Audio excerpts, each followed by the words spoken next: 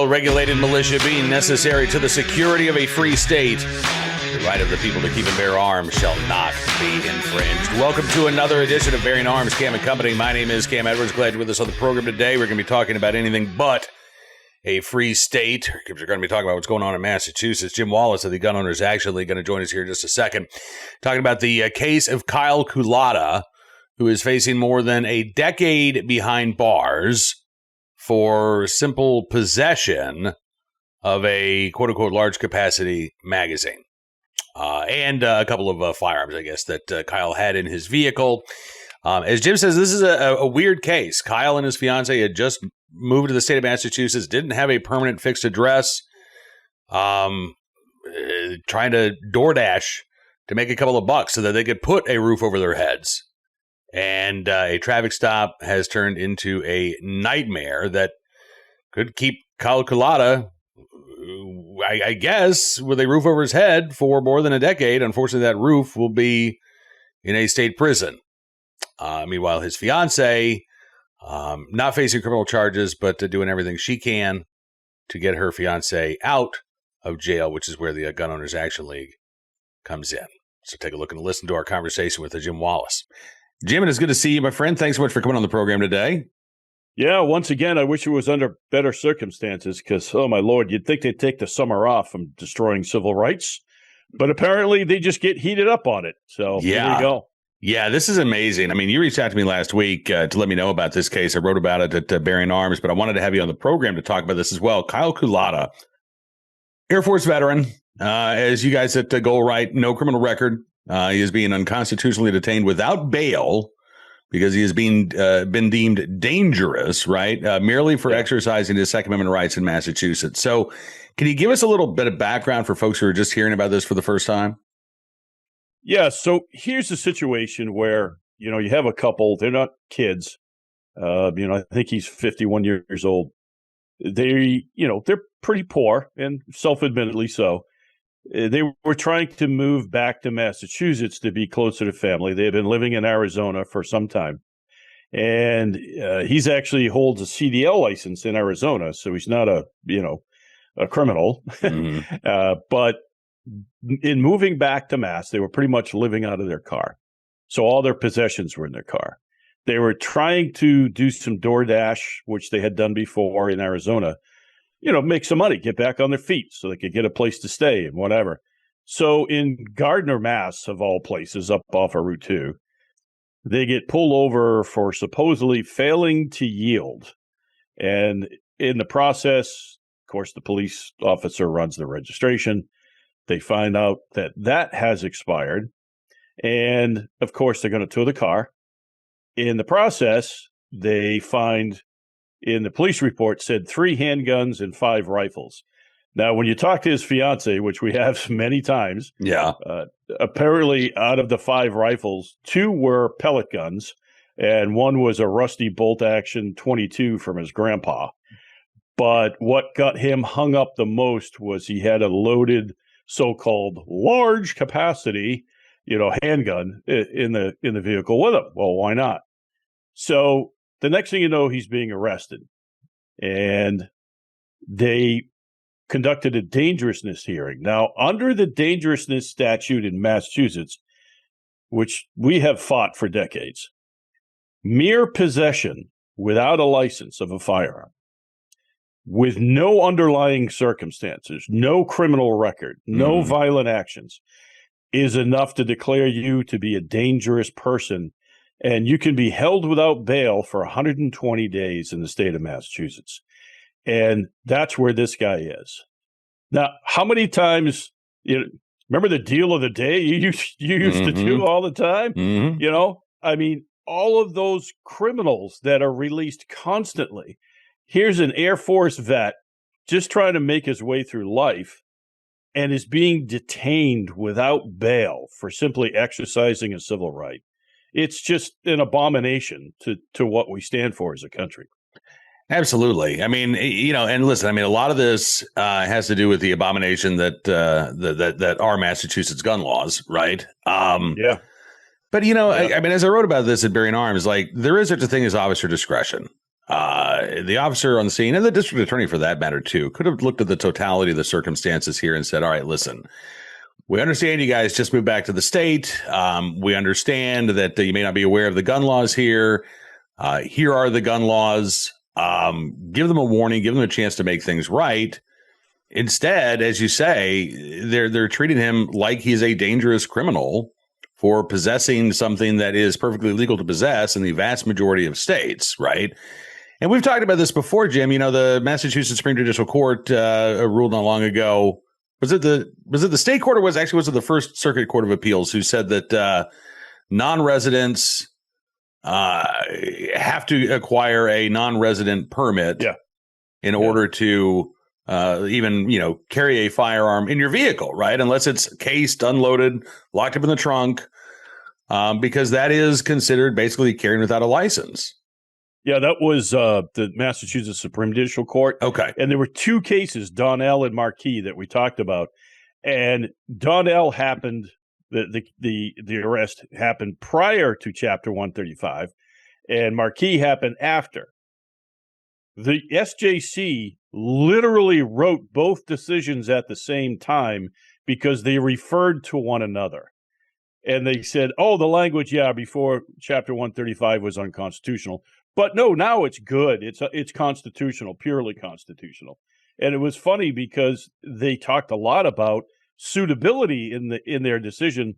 And the case had nothing to do with suitability. It had to do with, basically putting somebody in prison. Now, Kyle, he actually goes by Wayne, but Kyle is his first name. He's kind of stuck in this weird world of, is he a resident? Is he a new resident, which has exemptions? Is he a non-resident? And again, 20 miles north in New Hampshire, the only thing they do is tell you to get your car registered. But right now, he's facing 15 years in prison. God bless. For what? What? Never meaning to harm anybody, no criminal intention, no criminal background, no underlying factors. And here the guy is sitting and rotting, in detention with his fiance, who's, destitute, basically screaming for anybody to help. And we are helping.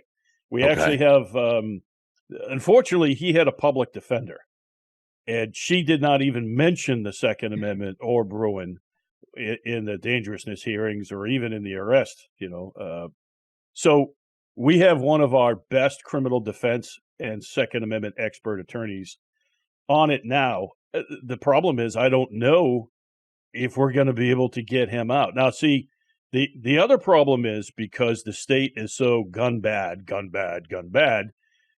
even if he wasn't, let's say we get the dangerousness statute out of the way. Mm-hmm. They can still hold him on $1 million bail, right? Which there's no way he could afford. His family can't afford, and not even we could probably afford. But so the dangerousness statute is only one piece of this. Now, our goal, no pun intended, is to get this guy out of there first, and then potentially, and I think the legal terminology is conduct a facial challenge on that one piece, not the entire dangerousness statute, because that's a loser. Okay. But that one piece about unlicensed possession with no underlying factor, and bring a facial challenge to federal court. I hope we can. So there's a lot in play here, an awful lot in play. Okay. And we got a lot of people involved trying to find an answer here. Yeah. And again, for folks who are not aware, so there are two types of challenges that you can bring in court, right? There's an as-applied challenge, which means as this law applies to me specifically, I think it is unconstitutional. The facial challenge is under no circumstance is this law constitutionally valid, right? And so I guess the argument would be under no circumstance can you make the claim that simple possession of a firearm or a magazine is evidence of dangerousness, right? Because these are commonly owned for lawful purposes by tens of millions of Americans. If there's any sort of indication of actual dangerous behavior or, violent criminal intent, that's something else entirely, right? But this is pure possession. Right. And that is enough to put somebody, deny them bond for 120 days and keep them locked up for mere possession. Right. And in Massachusetts, I don't know why they're trying to make such a thing of this. The district attorneys really focus on the magazine. If it's a handgun magazine or rifle magazine, it's more than 10 rounds. They will destroy your life just for that magazine. And the only thing I can think of, Cam, is because nationally the antis are trying to say that the magazines aren't part of the gun, therefore they're not protected. Right. But they're destroying lives just over the magazines. Under the new law, Cam, if you have, say, pick a model of a handgun that can take either a 10-round mag or maybe a 15-round mag or something like that, you can't, if you want to carry that gun for self-defense, you cannot have an empty so-called large capacity magazine anywhere near you, even in the car. Even if it's locked up, it's illegal to have that magazine anywhere near a gun that can actually fire it if you're carrying it. So talk about bizarro world. So it's the magazine alone, just the one magazine is 10 years in prison, fan. God bless. That is that is insane. That is absolutely insane to me. And unlike the criminals that we see every day, he doesn't have a bargaining chip like a drug charge or an assault charge where they'll drop the gun charge and go after the other thing. The gun charges stand alone. So he has nothing to bargain with, So, and even if he takes a plea deal, okay, so he's a felon the rest of his life. He loses his CDL. And what job is he going to get now to get off, well, not off the streets, but, to get his life turned around? Yeah. They're destroying lives for no reason, Cam. Absolutely. And I'm glad to see that you guys are on the case. Folks can help out if they go to goal.org. Is there a place to donate to his legal defense fund or something like that? Yeah, absolutely. They can just go to the website and donate. And if they want to put in the notation, hey, we call it Free Kyle. We actually have a page, goal.org/Free Kyle, and it gives you all the information we'll put up this interview. We're putting up all the interviews and information we possibly can. And it'll be a few days now that we have our attorneys involved before we come up with a strategy. But once we do, we'll let everybody know. And I'm in constant communication with his fiance.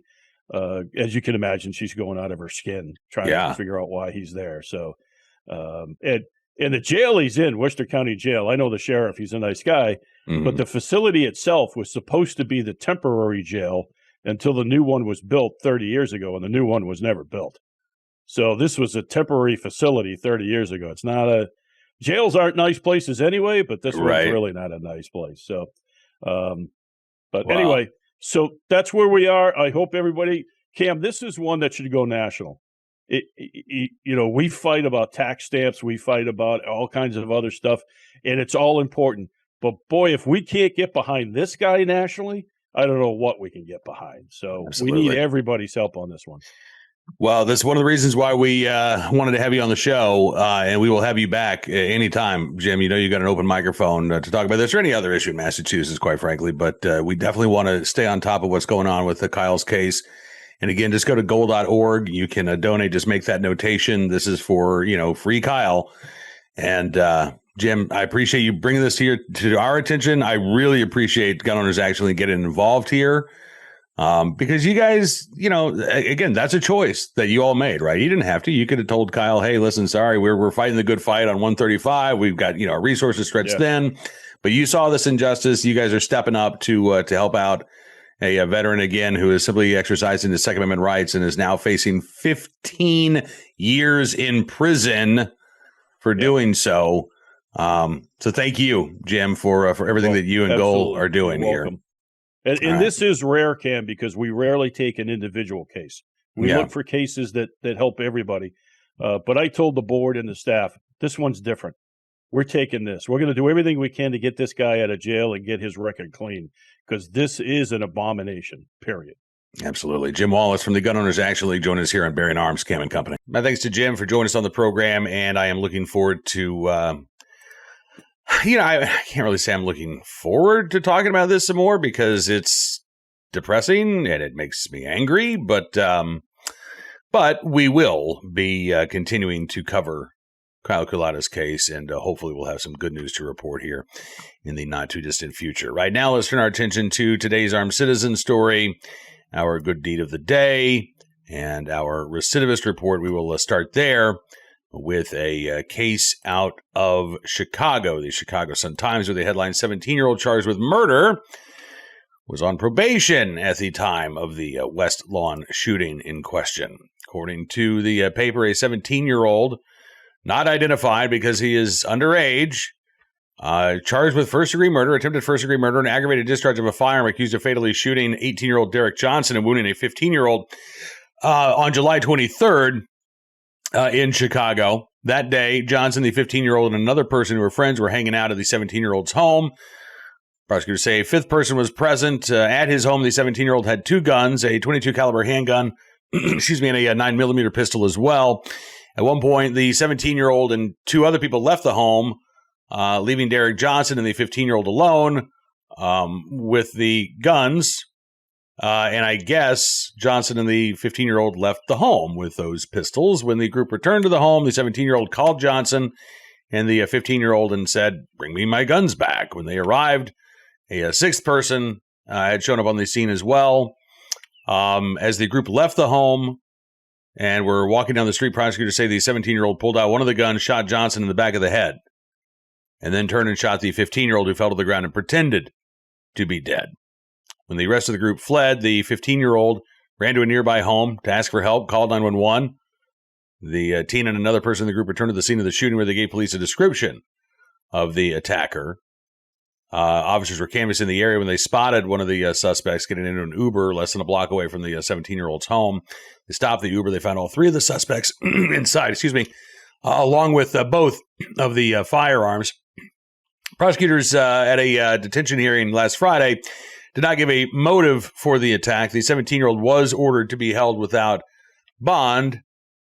But as the paper notes, at the time of the shooting, the 17-year-old was on probation in a previous aggravated battery case. Which begs the question, could and should the 17-year-old have been in custody and been behind bars because of that earlier violent crime? Did he receive any time behind bars at all, or was this purely a probationary sentence handed down? We don't know when that attack occurred. We don't know the details of that sentence. But again, this certainly at least raises the question of whether or not Illinois' soft on crime policies allowed this accused killer to be present and to pull the trigger on July 23rd. Now, today's Armed Citizen story from Mobile, Alabama, where police have identified a robbery suspect who was fatally shot a few days ago. The robbery itself took place at a food truck in Mobile. 32-year-old Charles Patterson III was shot and killed around 2 o'clock in the morning on Sunday, July 27th. Officers said they were called to a convenience store early Sunday morning for a report of a shooting. When they arrived, they found Patterson, who had already passed away. Officials said that they determined that Patterson had pulled out a gun in an attempt to rob the victim, who is a food truck operator, which is when the victim pulled out their own firearm and shot in self-defense. The victim uninjured, not facing any charges. And again, the police have now identified the armed robbery suspect in this case, who was shot and killed. Finally, today, our good deed of the day, in the right place at the right time. We're unable to do the right thing. A group of neighbors in Roanoke, Virginia, who helped save a woman from a house fire not long ago. This was actually Friday evening, about 8:30 at night. A kitchen fire led to this blaze. Family living down the street was the first to notice that something was wrong. According to WFXR, a neighbor who didn't want to be named said, "We happened to be standing outside having a conversation. We happened to see a bunch of black smoke coming out of Ms. Norma's house." So the neighbor took off for the fire station, which was actually located right across the street. He notified the crews on shift, "Hey, there's a house on fire." But while they're getting ready to make it to the blaze, another neighbor ran towards the house to make sure that Ms. Norma could get out okay and was able to take her outside of the residence. According to local news, Roanoke Fire EMS had a full crew on scene within 2 minutes. Again, because of the proximity of where that fire was. They had the fire completely extinguished within 11 minutes, and Miss Norma did make it out without any injuries. The anonymous neighbor who spoke to the Roanoke TV station says that the friends are always looking out for one another in the Melrose neighborhood. He says, you should have seen it. Everybody came together. Everybody came from their homes and were checking on the homeowner, making sure that she was all right. The fire contained to the kitchen. So while Ms. Norma has been temporarily displaced, it looks like she's going to be able to move back in here at some point. And I am sure that the neighbors who helped make sure that she was out safely are going to do what they can to make sure that she gets back in to her home as quickly as possible. So in the right place at the right time, willing and able to do the right thing to help Ms. Norma in need. Those anonymous Good Samaritans in Roanoke, Virginia, we thank you for your very, very good deed.